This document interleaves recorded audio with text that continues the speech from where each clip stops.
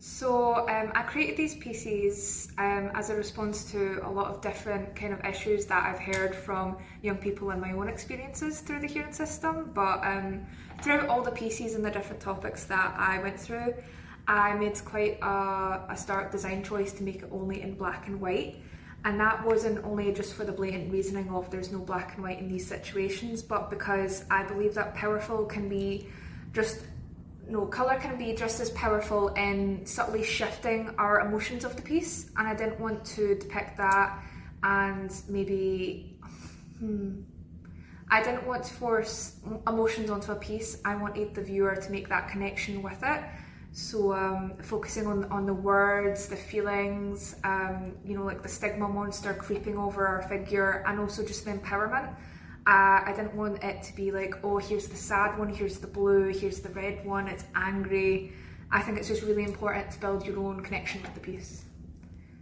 I'm really thankful for the opportunity to be creating these art pieces, because it's in a way that resonates with me stronger than if I was to say, write paragraphs and paragraphs of my experience, because in this way I can incorporate everything from what I've learned from OHOV to all the other young people's groups that I've been around, and I feel like it's a really valuable way for me to show so many different opinions into something that can be really easily demonstrated. So some people might not speak through words, some people it is just so much more visual, and I think you can build that connection with someone more through visual and seeing the human connection and just human emotion in the artwork through obviously the depiction of this young person going through these scenarios.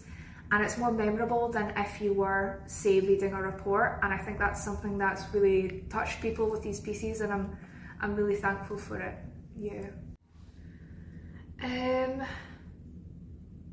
I think it was really good, in the pieces where I've engaged with an audience and not just through the blog piece, where I've been able to stand up and really speak to these groups and ask them what do they see in it.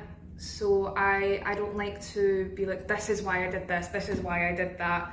I really like to kind of implore the audience to make their own perception of it. And some of the things, I knew I drew it, but there's some things in some pieces, like I purposely put like a little backpack and I asked them like, what do you think of that? And to me it was like independence, but to some people, they noticed like the shoes are untied, and it just had a totally different meaning to them. And I think that was kind of the beauty in it.